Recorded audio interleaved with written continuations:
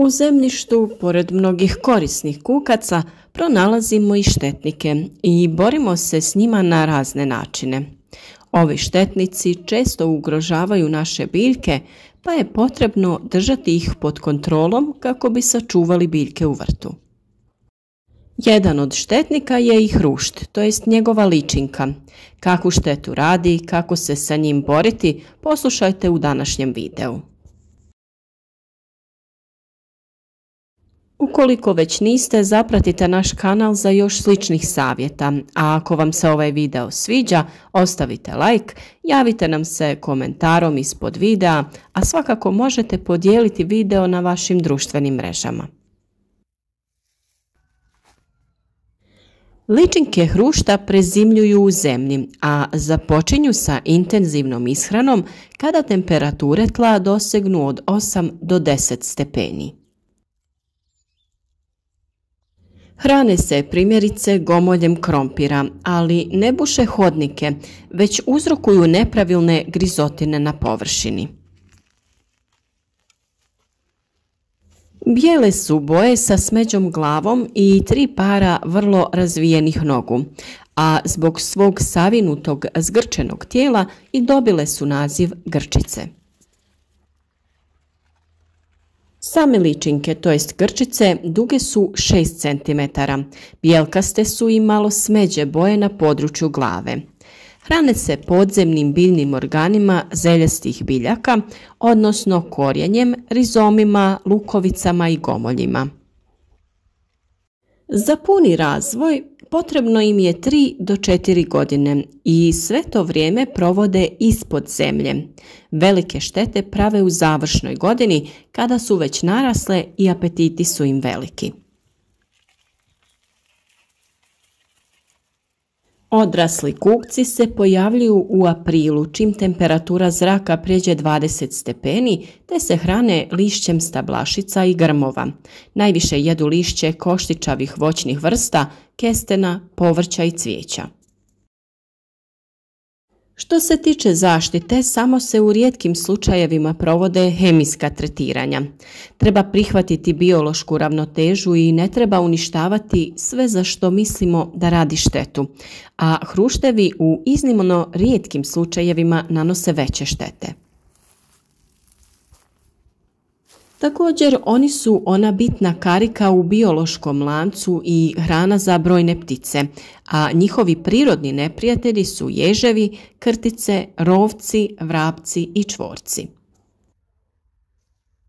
Dobar saveznik u njihovom uklanjanju mogu vam biti i kokoši, ali samo u područjima gdje nemate usjeve jer bi i oni nastradali. Odbija ih češnjak, to jest bijeli luk, pa se kao međukultura na gredicama preporučuje njegova sadnja, iako u nekim slučajevima mogu napasti i njega. Kako iznimno vole korijenje salate, upravo nju možemo koristiti kao mamac i posijati na rubove gredica kako bi se grčice ondje hranile, te ih tako odvratili od ostalih kultura. Ukoliko ih u nasadu ili povrtnjaku nemate puno, možete ih iskopati i sakupiti, a preporuča se i češće rahljenje i okopavanje zemljišta. Na taj način ćete ih lakše pronaći i sakupiti. Od alternativa zemljišnim insekticidima za kontrolu i suzbijanje zemljišnih štetnika na poljoprivrednim kulturama vrlo uspješno se koriste entomopatogene nematode. One su naime mikroskopski jednostavni organizmi koji aktivno parazitiraju štetnika, ulazeći u tjelesnu šupljinu kroz prirodne otvore, ondje se razmnožavaju i zatim agresivno izlaze uslijed čega štetnik ugiba.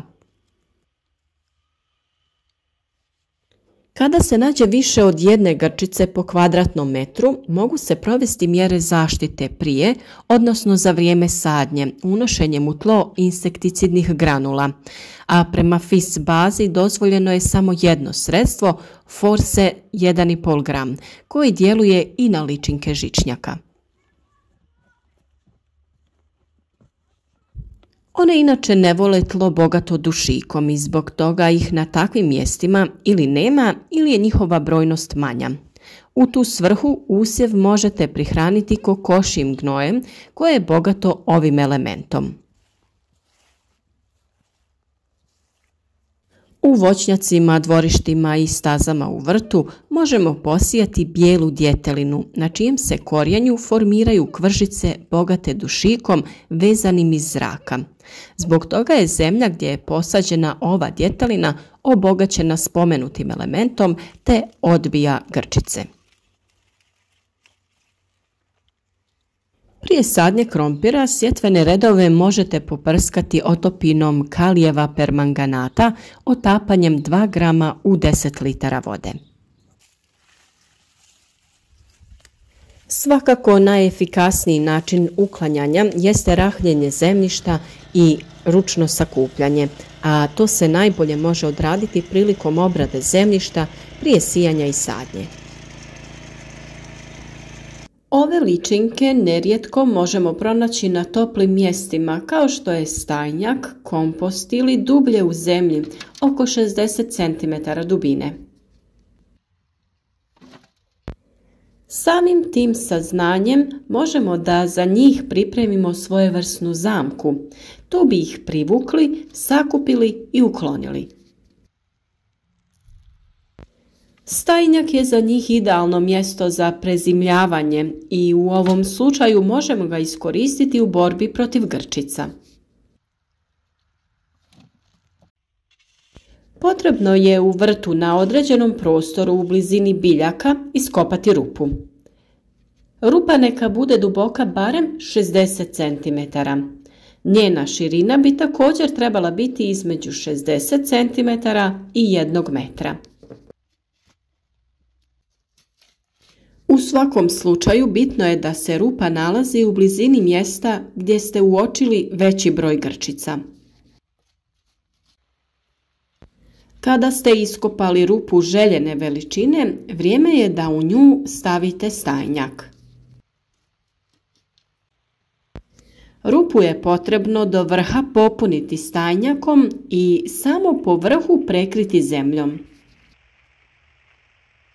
Na taj način neće doći do isušivanja stajnjaka.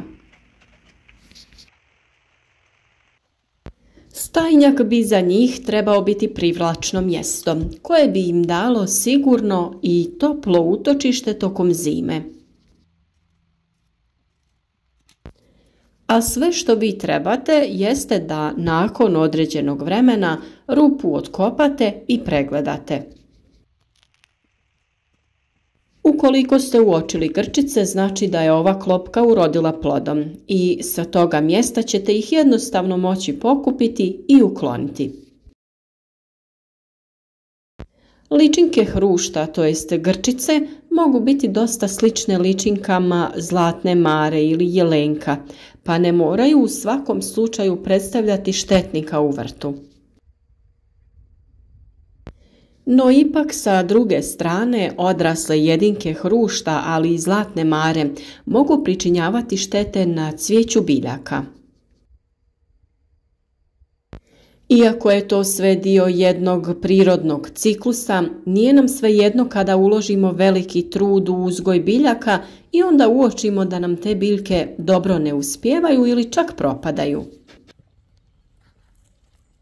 Ukoliko uočite ovakve ličinke, možete ih ukloniti iz vrta, kako bi bili sigurni da ste učinili sve da zaštitite vaš trud i rad. Prenesite ih negdje gdje neće činiti štetu ili ih ostavite kao hranu pticama. Samim tim se opet zaokružuje svojevrstan prirodni proces.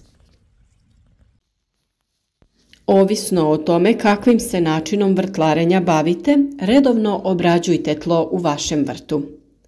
Ako imate sistem uzgoja bez kopanja, opet možete s vremena na vrijeme odraditi prozračivanje tla sa vilama ili nekim drugim alatom, kako bi spriječili zadržavanje nametnika.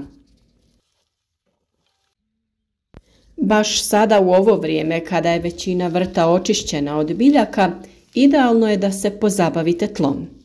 Pregledate prisutnost štetnika, obogatite ga različitim hranjivima poput stajnjaka, humusa, glistinca, pepela, popravite pH vrijednost zemljišta i slične poslove.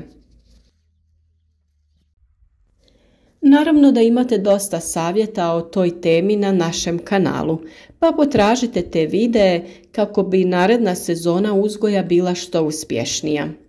Podržite naš rad, zapratite naš kanal, ostavite like ili komentar. A mi ćemo i dalje da se trudimo i kroz naše video savjete donosimo provjerene načine uzgoja voća i povrća.